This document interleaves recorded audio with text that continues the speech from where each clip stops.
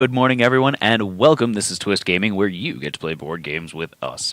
We are coming to you live here from the PhD Speed Gaming Expo, bringing you all the board game coverage all day long. And right now, we are joined with Anthony from Lucky Duck Games. Anthony, how you doing? I'm doing great. I mean, it's always a pleasure having you on. Thank you. Thank you. And you always bring fun stuff to show off. I try. I mean, that's kind of the important thing. You want to bring fun stuff to show off, but you take it to the next level most of the time. Well, thank you. Thank you. So, what are we showing off today? So this is Jetpack Joyride coming soon, coming this summer from Lucky Duck Games, based on the very, very popular video game of the same name. I know that you've played the video game before. I know that I have. I know that a lot of the viewers definitely have, and I'm pretty sure everyone's played it at some point. a whole lot of people have played it at one point or another. And the board game is amazing. It does such a great job of emulating that experience, and we're super, super excited to see it hit the market. So this was on Kickstarter a while back, correct? And so then now it's coming to retail now, finally. Yes.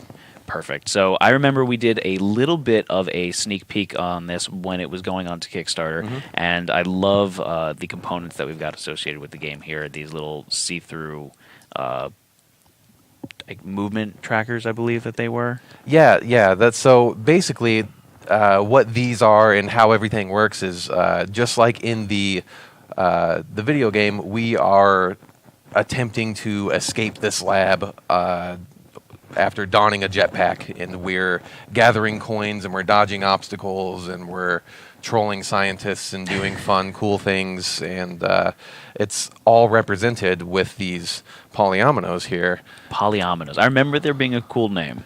Yeah. Polyominoes. So, what we're doing from left to right, we're moving through a lab. The game's setup is everybody's dealt 4 of these sectors that build your specific lab, and it's a real-time game. It's a real-time kind of puzzle racer game. So we would both have a setup like this if we were playing a 2-player game. Okay. And we'd say 3, 2, 1, go, and we'd have this great big pile of these tiles out here, and we're grabbing one at a time, and we're trying to build the most efficient path that we can through the maze while dodging nasty things like the zappers here or the missiles. We've got lasers over here, and we want to pick up coins because anyone that's ever played any video game ever knows that a coin is a good thing. So what we're doing is we're just making sure that this path is continuous. So we have to make sure that our last square in the tile that we just placed connects with the first square of the tile that we place next. And so no overlapping. No overlapping, nothing like that. It all just puts down here. It plays in 3 rounds, and it really ends up being like a 15-minute game, 20-minute game, depending on how much chit-chat you have in between rounds and things like that. So it's really fast and furious. It's a ton of fun, and it's one of those that you can play 3, 4, 5 games of in a sitting and get a nice experience, and I really enjoy those kind of games myself. So you're saying that this was a real-time game. This is just a communal pool of polyominoes. Sure, tetraominoes, polyominoes, tiles, whatever you want to call it. So everyone's just hectically reaching and trying to grab and then make their path across. So what are the scoring mechanisms for this here? So what we're doing when we score, we're, of course, at the end of each round, looking at how many coins we collected. So that's the first thing we do. And each round, there are 3 of these fun mission cards that are dealt out. And if we manage to complete any of these missions, we're going to score whatever that may have been. You might want to see if we can pop that down there. Yeah. So this one here is a near miss, all obstacles in a sector, and then it's got 5 stars. So what does it mean, near miss? So near miss means come adjacent to without hitting all obstacles in a sector. And a sector is one of these cards here that we have making up our lab. So if we come adjacent to all of these obstacles without hitting any of them, which you almost did. Almost. There, I've got one missile in front of me that I can still hit or miss if I play smart. It looks like I'd be able to do it. If I do that, by the end of the round, I'm going to look after I've scored all my coins and say, hey, look, I got that mission too, so there's 5 points for me.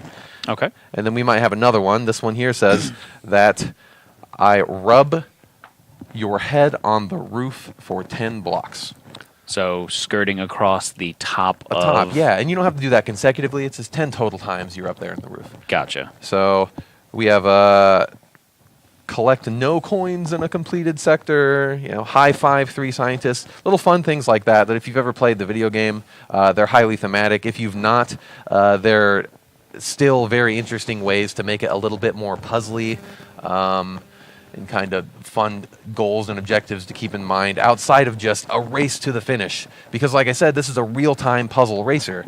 So once you or I, if we're playing 2-player, has popped out the other end of our lab, we say, I'm done, and then we stop. So if you're only halfway through, your run's done. Okay. So you're saying this is done over 3 rounds. Yeah. So each round is going until someone has completed the end. Is there another condition that would end a round, or that's it? Okay. Once someone has gone out, that's going to end the round. 3 rounds, you tally all the rounds that you played, and then your winner's determined that way. Sounds good. Now I see one more deck of cards over there. there. So in between each round, another thing to make sure it's tied into the whole Jetpack Joyride universe, there are gadgets that are drafted out in between rounds based on your score for that round. So if I completely dominate you, it's probably a good, then you're going to pick one of these first. So some of the options that you might have might be like this coin magnet here. The coin magnet lets you grab coins that you near missed. So you can go these that I adjacent to a didn't hit, coin. right? So these up here, I'm adjacent to those, so I'm going to pick those up. The magnet just kind of sucks them in. So you can be a little bit sloppier with your run and still score points with the coins that way. We have the missile jammer there. You can fly through missiles. Fly through missiles. So normally in obstacle, when you run into one or run through one, that's going to deduct points from your score. Okay. For each one that you hit. So it's not that you can't do it, it's just that it will deduct points from your final score there. Yeah. Oh, okay, cool. So and lots of other fun thematic gadgets. We'll show you one more. You got the flying pig there that gives you 3 points for every 8 coins that you grab. The piggy bank. Yeah. Okay, that makes sense. Awesome. So Jetpack Joyride coming to retail now. Where can our viewers go to find more information about it? You can see information about Jetpack Joyride at luckyduckgames.com. We have a really robust and fun website for you to see playthrough videos and all sorts of component shots and reviews and things like that. So surf on over there and check that out. What was that? Of Jetpack Joyride? Oh yeah, I think we might have actually. PAX Unplugged 2 years ago, maybe. Something like that. Anything else from Lucky Duck Games that you wanted to talk about while you're here? Well, the other thing that I want to mention, just a little mention here, we are in the final hours of a Kickstarter for another amazing game, a tower defense game based on a very, very popular tower defense video game franchise called Kingdom Rush. This is Kingdom Rush Rift in Time. It's live on Kickstarter right now. I believe we have 7 hours left to go. Oh, wow. So if any of you may be out there in the interwebs world right now checking this out, then you can go on over there and check that out. It's a really, really fun, really, really robust, really, really brain-burny tower defense game. That's all. I mean, I'm a huge tower defense fan, so I want to get my hands on it and I want to play it. So I'm definitely going to have to find you at one of the conventions that are coming up. We're going to end up playing it together. Oh, absolutely. I'm excited for that. All right. So, Anthony, thank you so much for joining us today. We really do appreciate it. And thank all of you for watching at home. Stay tuned with us as we continue to bring you board game coverage throughout the day here at the PhD Speed Gaming Expo. But for now, I'm Matt. Have a good one, everyone.